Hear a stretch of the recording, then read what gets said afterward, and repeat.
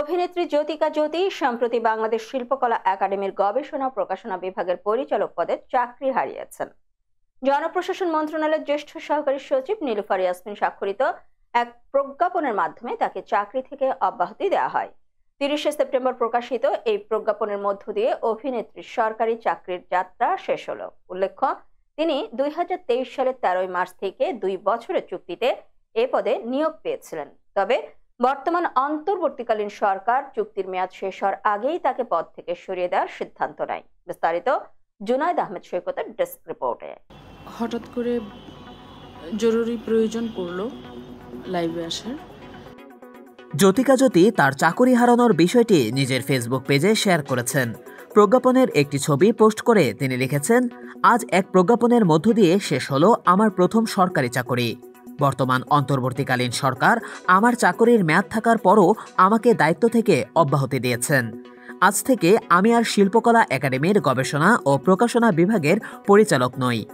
যে কোনো লেখক, গবেষক, প্রকাশক আমার বিভাগের সঙ্গে যোগাযোগ করতে চাইলে সরাসরি সংশ্লিষ্ট কর্তৃপক্ষের সাথে যোগাযোগ করবেন।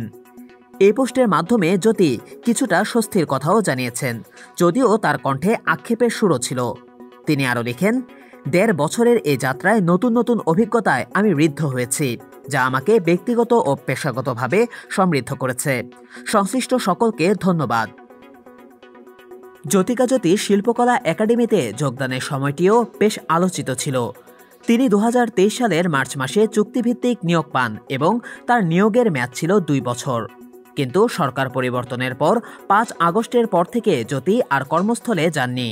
এর পেছনে তিনি পরিস্থিতি বিবেচনা করে নিজেকে কাজ থেকে দূরে রেখেছিলেন বলে ধারণা করা হয়। তবে এর মধ্যেই শিল্পকলা একাডেমিতে নতুন মহাপরিচালক হিসেবে সৈয়দ জামিল আহমেদ নিয়োগ পান। এই পরিবর্তনের পর 17 সেপ্টেম্বর জ্যোতি আবারও একাডেমিতে ফিরে যান, যেখানে সহকর্মীদের কাছ থেকে তিনি হেনস্থার শিকার হয় বলে অভিযোগ করেন। এই যে টেনে হিচড়ে এক একজনকে পদ থেকে নামানো হচ্ছে, সেটা আসলে কিরকম ভালো আমি জ্যোতির অভিযোগের পরপরই তার চাকরি বাতিলের প্রজ্ঞাপন জারি হয়, যদিও সরকার পক্ষ থেকে এ নিয়ে কোনো ব্যাখ্যা দেওয়া হয়নি। তবে জ্যোতির এই হেনস্থার ঘটনা এবং তার চাকরি হারানো নিয়ে নানা আলোচনা হচ্ছে। বিশেষ করে তার মতো একজন প্রতিষ্ঠিত অভিনেত্রীর সঙ্গে এমন আচরণ অনেকেই মেনে নিতে পারছেন না। অনেকে মনে করছেন জ্যোতির সরাসরি বক্তব্য এবং সমাজের নানা ইস্যুতে তার সক্রিয় অবস্থান তার চাকরি হারানোর পেছনে ভূমিকা রেখেছে। এদিকে জ্যোতির ভক্ত এবং সহকর্মীরা তার পাশে দাঁড়িয়েছেন। সামাজিক যোগাযোগ মাধ্যমে অনেকেই তাকে সমর্থন জানিয়ে মন্তব্য করছেন। অনেকেই মনে করেন জ্যোতির মতো একজন শিল্পীর উচিত ছিল আরও সম্মানের সঙ্গে বিদায় নেওয়া। জ্যোতি শিল্পকলা একাডেমিতে তার দায়িত্ব পালনকালে একাধিক উদ্যোগ গ্রহণ করেছিলেন, যা তার নেতৃত্ব গুণের প্রমাণ। তার এই অভিজ্ঞতা তাকে ভবিষ্যতে আরও শক্তিশালী এবং সমৃদ্ধ করবে বলে বিশ্বাস করেন তার ভক্তরা।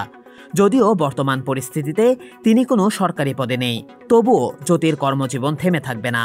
তিনি তার অভিনয় এবং সামাজিক কাজে সক্রিয়ভাবে জড়িত থাকবেন বলে আশা করা হচ্ছে।